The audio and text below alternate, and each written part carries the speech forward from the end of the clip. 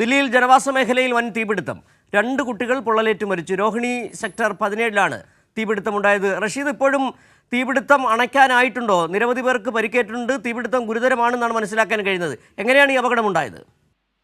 ദില്ലിയിലെ ഒരു ചേരി പ്രദേശത്താണ് ഇത്തരത്തിലൊരു തീപിടുത്തം ഉണ്ടായിട്ടുള്ളത്. ഈ തീപിടുത്തം നിരവധി മേഖലകളിൽ ഈ അവശിഷ്ടങ്ങളൊക്കെ തന്നെയും കൂട്ടിയിട്ടിരുന്നു. ഇതിൽ നിന്നാണ് തീപിടുത്തം ഉണ്ടായിട്ടുള്ളത് എന്നതാണ് ഇപ്പോൾ പ്രാഥമിക നിഗമനം. എന്തായാലും ഇതുമായി ബന്ധപ്പെട്ട ഈ തീപിടുത്തത്തിൽ 2 സഹോദരങ്ങളായിട്ട് കുട്ടികൾ വെന്തു മരിച്ചു എന്നുള്ള കാര്യമാണ് ഇപ്പോൾ ഫയർഫോഴ്സ് സ്ഥിരീകരിക്കുന്നത്. അതോടൊപ്പം നിരവധി പേർക്ക് പരിക്കേറ്റിട്ടുണ്ട്. നിരവധി പേർ പൊള്ളലേറ്റ് വിവിധ ആശുപത്രിയിൽ ചികിത്സയിൽ കഴിയുകയാണ്. ഇതിൽ 3 പേരുടെ നില അതീവ ഗുരുതരമാണ് എന്നിപ്പോൾ ആശുപത്രി അധികൃതരും വ്യക്തമാക്കിയിട്ടുണ്ട്. എന്തായാലും രോഹിണിയിലെ സെക്ടർ 17-ലാണ് ഇത്തരത്തിലൊരു തീപിടുത്തം ഉണ്ടായത്. അതോടൊപ്പം 500 വീടുകളിലേക്കും തീ പടർന്നിട്ടുണ്ട് എന്നുള്ള ഒരു നിഗമനമാണ് ഇപ്പോൾ ഫയർഫോഴ്സ് വിഭാഗവും വ്യക്തമാക്കിയിരിക്കുന്നത്. നിലവിൽ ഈ തീ അണക്കാനുള്ള ശ്രമങ്ങളൊക്കെ തന്നെയും ആരംഭിച്ചിട്ടുണ്ട്. 25ഓളം ഫയർഫോഴ്സിന്റെ പ്രത്യേക സംഘങ്ങളൊക്കെ തന്നെയും ഈ മേഖലയിൽ ഉണ്ട്. എന്തായാലും നിരവധി വീടുകൾക്കും നാശനഷ്ടങ്ങൾ സംഭവിച്ചിട്ടുണ്ട്. അതോടൊപ്പം സമീപ പ്രദേശത്ത്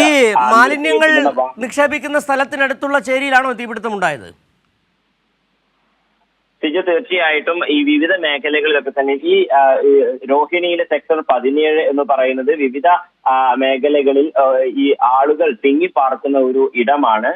ഇത്തരത്തിൽ ഈ മേഖലകളിലൊക്കെ തന്നെയും ഈ അവശിഷ്ടങ്ങൾ, അതോടൊപ്പം വീടുകളിൽ നിന്നുള്ള അവശിഷ്ടങ്ങളൊക്കെ തന്നെയും കൂട്ടിയിടുന്ന ഒരു സാഹചര്യമുണ്ട്. ഇതിൽ നിന്നാണ് തീപിടുത്തം ഉണ്ടായത്. അതോടൊപ്പം ഈ ദില്ലിയിലെ കാലാവസ്ഥ ഇപ്പോൾ അതീവ ചൂടിലേക്ക് കടക്കുകയും കാറ്റ് അടക്കമുള്ള ഈ കാര്യങ്ങളിലേക്ക് കടന്നുകൊണ്ടിരിക്കുകയാണ്. ഇതും ശക്തമായിട്ടുള്ള കാറ്റും ഈ തീപിടുത്തം വലിയ രീതിയിൽ വിവിധ മേഖലകളിലേക്ക് പടർന്ന് പിടിക്കാനുള്ള ഒരു സാഹചര്യം ഉണ്ടായി എന്നാണ് ഇപ്പോൾ ഫയർഫോഴ്സ് വ്യക്തമാക്കിയിട്ടുള്ളത്. എന്തായാലും ഈ രോഹിണിയിലെ സെക്ടർ 17-ലാണ് തീപിടുത്തം ഉണ്ടായിട്ടുള്ളത്.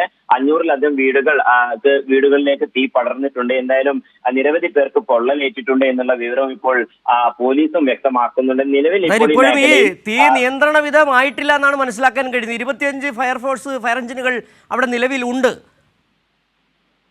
തീർച്ചയായിട്ടും 25 ഫയർഫോഴ്സിന്റെ നേതൃത്വത്തിൽ മേഖലയിൽ തീയണക്കാനുള്ള ശ്രമം തുടർന്നുകൊണ്ടിരിക്കുകയാണ്.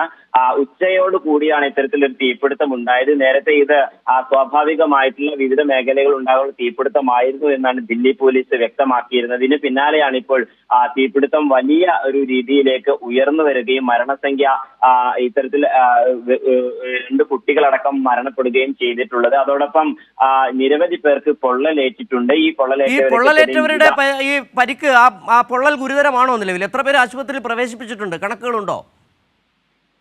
നിലവിൽ എത്ര പേര് ആശുപത്രിയിൽ പ്രവേശിപ്പിച്ചിട്ടുണ്ടെന്നതുമായി ബന്ധപ്പെട്ട കൃത്യമായ കണക്ക് ഇതുവരെയും ദില്ലി പോലീസോ ആശുപത്രി അധികൃതർ പുറത്തുവിട്ടിട്ടില്ല. അതേസമയം ചികിത്സയിൽ കഴിയുന്ന 3 പേരുടെ നില അതീവ ഗുരുതരമാണ് എന്നുള്ള കാര്യമാണ് ദില്ലി പോലീസ് വ്യക്തമാക്കിയിട്ടുള്ളത്. എന്തായാലും ഈ തീ അണയ്ക്കാനുള്ള ശ്രമങ്ങളൊക്കെ തന്നെയും ഫയർഫോഴ്സിന്റെയും അതോടൊപ്പം ദില്ലി പോലീസിന്റെയും നേതൃത്വത്തിൽ തുടർന്നുകൊണ്ടിരിക്കുകയാണ്. ശരി, അബ്ദുൾ റഷീദാണ് ദില്ലിയിൽ നിന്നുള്ള വിവരങ്ങൾ നൽകിയത്. രോഹിണി സെക്ടർ 17-ൽ വലിയ തീപിടുത്തമുണ്ടായി. 25 ഫയർ എഞ്ചിനുകൾ ഇപ്പോഴും തീ അണയ്ക്കാൻ ശ്രമം തുടർന്നുകൊണ്ടിരിക്കുന്നു.